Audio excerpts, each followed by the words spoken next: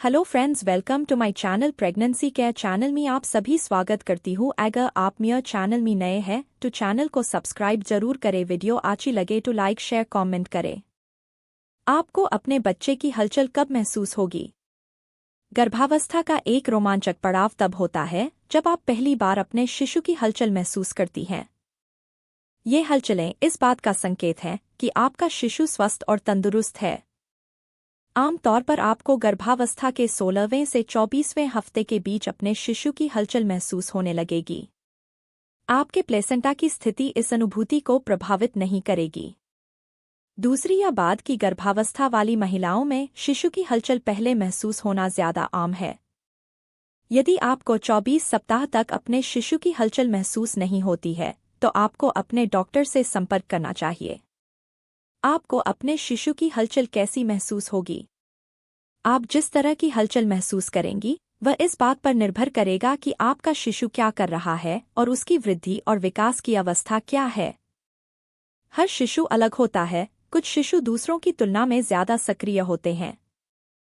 आपको जो पहली अनुभूतियां महसूस होंगी वे फड़फड़ाहट, जैसे आपके पेट में तितलियां उड़ रही हों, फड़फड़ाहट, लुढ़कने जैसी या हल्की सी किक जैसी हो सकती हैं। इन शुरुआती अनुभूतियों को अक्सर क्विकनिंग कहा जाता है। जैसे जैसे आपकी गर्भावस्था आगे बढ़ेगी ये हलचलें और भी स्पष्ट होती जाएंगी और आप उनकी किक, धक्का और कोहनी के प्रहार को आसानी से महसूस कर पाएंगी। आपको कितनी बार अपने शिशु की हलचल महसूस होनी चाहिए? आपको कितनी हलचल महसूस होनी चाहिए, इसकी कोई निश्चित संख्या नहीं है। जैसे जैसे आप अपने शिशु की हलचल को लगातार महसूस करने लगेंगी, आमतौर पर गर्भावस्था के 24 से 28 हफ्तों के बीच आपको पता चल जाएगा कि आपके शिशु की हलचल का सामान्य पैटर्न क्या है। फिर आपको अपने शिशु की हलचल उसके जन्म तक और प्रसव के दौरान भी लगातार महसूस होनी चाहिए। शिशु दिन के कुछ खास समय में ज्यादा हिलते डुलते हैं। हो सकता है कि जब आप सो रहे हों तब वे ज्यादा सक्रिय हों और जब आप जाग रहे हों तब भी सो रहे हों। आमतौर पर अजन्मे शिशु 20 से 40 मिनट के चक्र, कभी कभी 90 मिनट तक सोते हैं और सोते समय वे हिलते डुलते नहीं हैं। क्या आपको अपने बच्चे की गतिविधियों पर नजर रखनी चाहिए? शिशु की गतिविधियों की कोई निश्चित संख्या नहीं होती, इसलिए अब उसकी किक गिनने या चार्ट पर उसे दर्ज करने की सिफारिश नहीं की जाती। अपने शिशु की गतिविधियों पर ध्यान देने के लिए हर दिन नियमित रूप से समय निकालना जरूरी है। अगर आप व्यस्त हैं या ध्यान नहीं दे रहे हैं तो आपके शिशु से मिलने वाले इस महत्वपूर्ण संकेत को अनदेखा करना आसान हो सकता है। अगर आप व्यस्त हैं या काम कर रहे हैं तो अपने शिशु की गतिविधियों पर नजर रखने के लिए अपने लिए रिमाइंडर सेट करना मददगार हो सकता है। यदि आपका बच्चा हिलना बंद कर दे तो आपको क्या करना चाहिए? यदि आपको 24 सप्ताह तक अपने शिशु की कोई हलचल महसूस न हो तो अपने डॉक्टर से मिलें।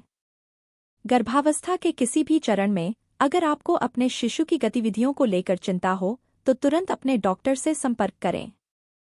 अगले दिन तक इंतजार न करें। शिशु की हलचल धीमी होना इस बात का संकेत हो सकता है कि वह अस्वस्थ है, और यद्यपि यह असामान्य है लेकिन शिशु की हलचल में कमी के बारे में कोई भी चिंता मृत जन्म के लिए जोखिम कारक हो सकती है। आपका डॉक्टर आपको अस्पताल बुलाकर सीटीजी मशीन से आपके शिशु की हृदय गति की जांच करेंगे। कुछ मामलों में आपका अल्ट्रासाउंड भी करवाया जा सकता है। यदि आपको अपने शिशु की गतिविधियों के बारे में बार बार चिंता हो तो आपको क्या करना चाहिए? याद रखें कि आप ही अपने शिशु की गतिविधियों को सबसे अच्छी तरह जानती हैं। यह जरूरी है कि जब भी आपको अपने शिशु की गतिविधियों के बारे में चिंता हो तो अपने डॉक्टर से संपर्क करें। आप उनका समय बर्बाद नहीं कर रही हैं। अगले दिन या अपनी अगली अपॉइंटमेंट का इंतजार न करें।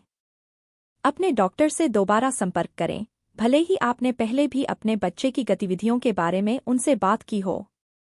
नोट: हर बच्चा अनोखा होता है, इसलिए आपके लिए अपने बच्चे की व्यक्तिगत गतिविधियों को समझना जरूरी है। अगर आपको कभी भी अपने बच्चे की गतिविधियों के बारे में चिंता हो या उसकी गतिविधियों में कमी नजर आए तो तुरंत अपने डॉक्टर से संपर्क करें। अगले दिन तक इंतजार न करें। आपको वीडियो पसंद आए तो लाइक शेयर जरूर करें और प्रेगनेंसी से जुड़ी कौन सी जानकारी चाहिए आप सभी